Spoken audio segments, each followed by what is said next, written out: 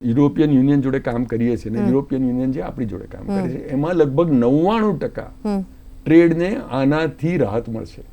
એટલે બંને બાજુમાં જેમ યુરોપથી કોઈ ગાડી એ લોકોને યુરોપિયન કંપનીને એક્સપોર્ટ કરવી છે, એટલે જર્મન કંપની જેમ જર્મન ઇકોનોમી છે એ એના પ્રિસિશન એન્જિનિયરિંગ અને એકદમ લક્ઝરી ગાડીઓ માટે જાણીતું છે. એટલે મર્સિડીઝ, માર્ટી ને આઉડી એ બધી ગાડીઓ જે છે અહીંયા અત્યારે એન્જિનિયરિંગનું સુપર પાવર છે. એટલે એ જે એનું નામ બોલો એટલે પછી પતી ગયું, તમારે જોવાનું નહીં. તો એ જે છે એ આપણે ત્યાં અત્યારે 110% ડ્યુટી હતી. એટલે ધારો કે એક જર્મન કંપનીને, ઓટોમોબાઈલ કંપનીને ઇન્ડિયામાં પોતાની ગાડી વેચવી હોય તો એને 110% ડ્યુટી ભરવી પડે.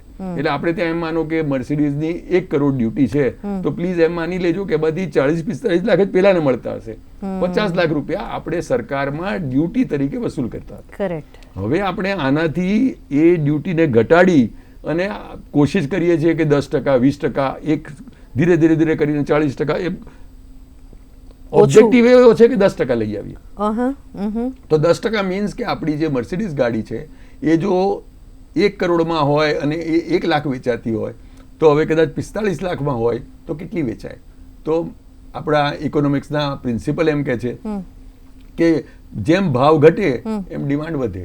એટલે યુરોપિયન કંપનીઓનું જે માર્કેટ છે એ ઇન્ડિયામાં ડબલ થઈ જશે. આના કારણે એ યુરોપનો ફાયદો.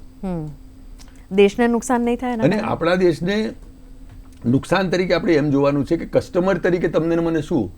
તો હવે એક લોકો એવા છે કે જે મર્સિડીઝને કાયમ એક સ્વપ્નવત પ્રોડક્ટ ગણતા હતા કે ભાઈ 1 કરોડ છે એટલે મને ના પોસાય, પણ 45-50 લાખની હોય ને તો હું ગમે એમ કરીને જોગવાઈ કરી લઈશ. વિચાર તો કરી શકે. હા, એ મધ્યમ વર્ગની પણ એ હવે સ્વપ્ન કદાચ સાકાર થઈ શકે લક્ઝરી કાર ખરીદવા માટેનું. બિલકુલ. ઉચ્ચ મધ્યમ વર્ગ જે ખાસ કરીને છે, જે લોકોને જે મર્સિડીઝની એક સ્માર્ટ કાર છે, નાની 2 સીટર, તમે 2 નાનો દરવાજા હોય, અને આપણી જે પેલી નેનો ગાડી હતી એનું એકદમ વર્લ્ડ બેસ્ટ વર્ઝન, એ હવે ઇન્ડિયામાં કદાચ મળતી થઈ જશે. કારણ કે એની ડ્યુટી હવે 110% નહીં હોય અને 10-20% હશે.